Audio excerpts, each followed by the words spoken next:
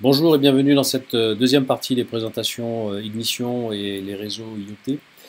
Euh, L'objectif et le principe des réseaux IoT, c'est de pouvoir acheminer de l'information disséminée un peu partout sur un territoire à faible coût et avec la meilleure efficacité possible. On distingue plusieurs types de réseaux. En France, on a du LoRa, du Sigfox, on a le NB IoT qui repose sur la 5G qui arrive bientôt.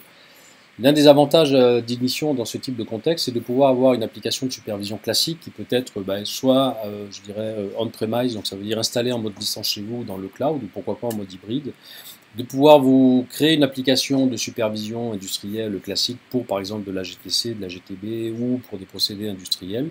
Donc de collecter des données qui proviennent en temps réel d'automates programmables, de les stocker dans les historiques, de faire tout le travail classique autour d'une supervision industrielle, mais également de collecter des données qui viennent plutôt en télé-relève ou en téléopération d'équipements distants comme des groupes électrogènes, des groupes frigos, des installations de type data center dans des shelters, etc. Ou tout simplement de compteurs, dans le cas où on fait de la télé-relève, de compteurs d'énergie, par exemple. Voilà. Donc la dernière fois, on avait vu comment utiliser ces concepts avec des capteurs de type Sigfox. Donc on avait utilisé un capteur Sigfox avec deux boutons.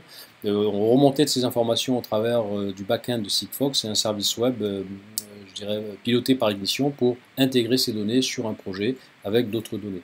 Aujourd'hui, on va s'intéresser à quelque chose d'un peu différent. On va s'intéresser au protocole MQTT. Et on va donc avec un équipement qui s'appelle Edgeware, qu'on détaillera juste après, transmettre des informations sur un événement, des informations de température, enfin toutes les valeurs qu'on va bien vouloir transmettre, vers un broker MQTT, mais celui-ci c'est le broker d'Ignition qui s'appelle Distributor, mais on peut utiliser également d'autres brokers dans le cloud, donc qui viennent d'autres éditeurs, on n'est pas du tout, je dirais, sectaire à ce niveau-là. Et on va avoir un certain nombre de clients. Le premier client qui est un client Java classique pour pouvoir visualiser les données MQTT. Donc on va s'abonner au broker MQTT. Et puis un client Ignition évidemment puisque c'est la finalité de tout ça. Alors deux mots sur l'équipement qui s'appelle Edgeware. Donc Edgeware, qu'on voit ici, donc il y a à la fois à l'écran, mais que vous voyez également dans l'incrustation vidéo.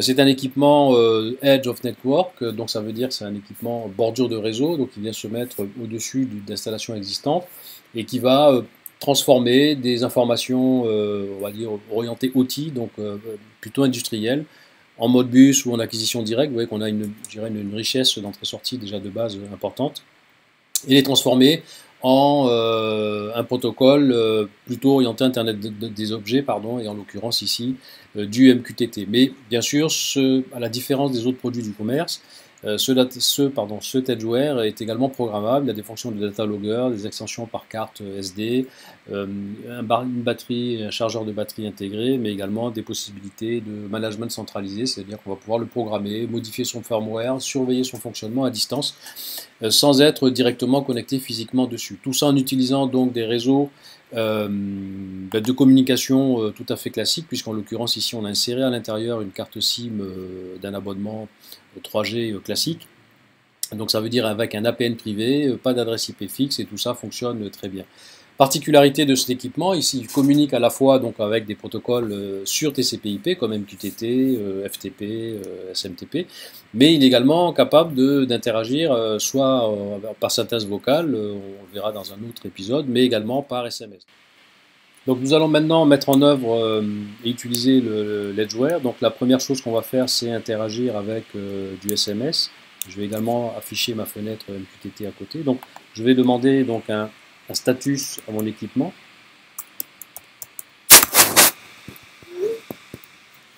Voilà, le message a été transmis. L'équipement va me répondre avec des informations le concernant. Donc bien sûr, je peux avoir autant de Edgeware que je veux dans la nature. Donc là, il me donne son numéro de série, il me donne quelques informations qui sont disponibles et puis notamment des possibilités de commandes qu'on va avoir. Donc là, il y a une commande pour nous qui est intéressante, c'est la commande SMS on qui va nous permettre et qui va permettre au Edgeware plutôt de transmettre et de publier donc à la fois des topics MQTT vers un broker qu'on lui aura désigné, mais également de transmettre ces informations vers un récepteur SMS. Donc on voit au passage que l'écran ici est dynamique puisqu'on a demandé de mettre les SMS en route et donc il confirme que tout ça a été bien pris en compte et notamment on a également SMS en retour. Donc on a maintenant tout configuré. On a au passage ici comment dirais-je, une interface opérateur hein, qui est utilisable sur le Edgeware. Hein, donc on peut modifier les valeurs.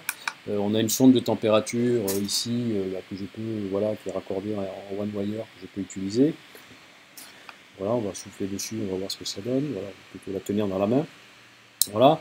On a des informations qui concernent donc la connectivité. Hein, donc là, je suis connecté donc en 3G et j'ai une réception, voilà, 3 barrettes et on a un état de la batterie puisqu'on a une batterie et un chargeur embarqué. Voilà.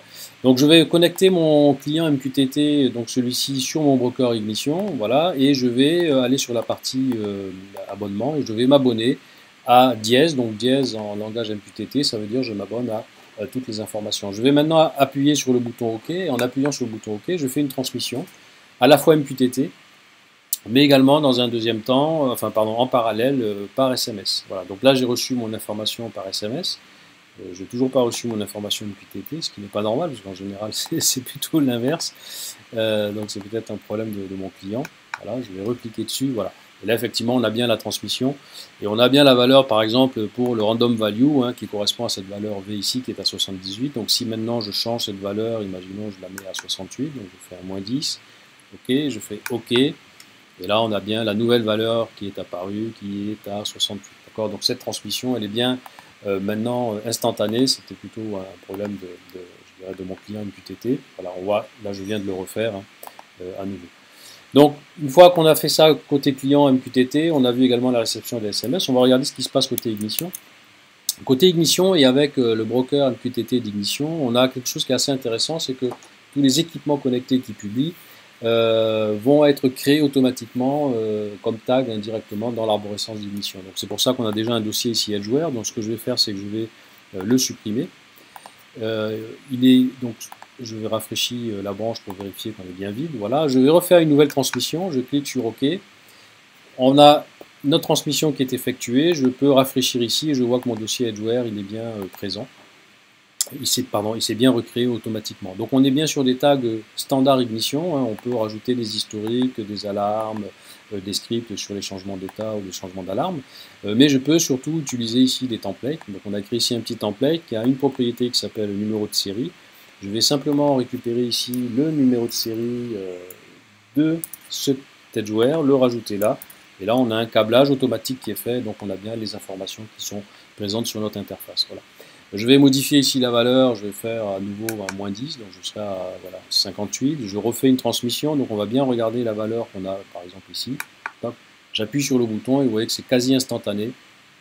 Ma transmission, voilà, est bien parvenue donc sur mon client Ignition, mais en même temps bien sûr sur mon client ici MQTT. On va refaire la même manip hop, en passant à 70 et puis je vais remettre ici en dessous voilà, ma nouvelle valeur. Donc là j'ai mes trois clients, mon SMS, donc normalement là je vais être à 60 hein, partout, je vais être à 60 ici, à 60 dans mon broker, pardon, dans mon client ici, et je dois recevoir ici un SMS avec l'information 60. Alors le SMS, vous voyez, est quand même beaucoup plus lent, hein, quels que soient les réseaux, mais ça fonctionne quand même toujours bien. Voilà. Eh bien, c'était une rapide présentation donc, de l'utilisation d'MQTT avec Ignition et avec Edgeware, mais bien sûr, je vous rappelle qu'on peut le faire avec tout type d'équipement. La semaine prochaine, on vous présentera l'utilisation d'un client un peu particulier, ce qui est un client sous Ignition Edge, hein, qui est un client, vous allez le voir, qui fonctionne sur un Raspberry Pi 3, et puis éventuellement, si on a le temps, on fera la même chose côté Vago. Voilà, merci de votre attention, à très bientôt, au revoir.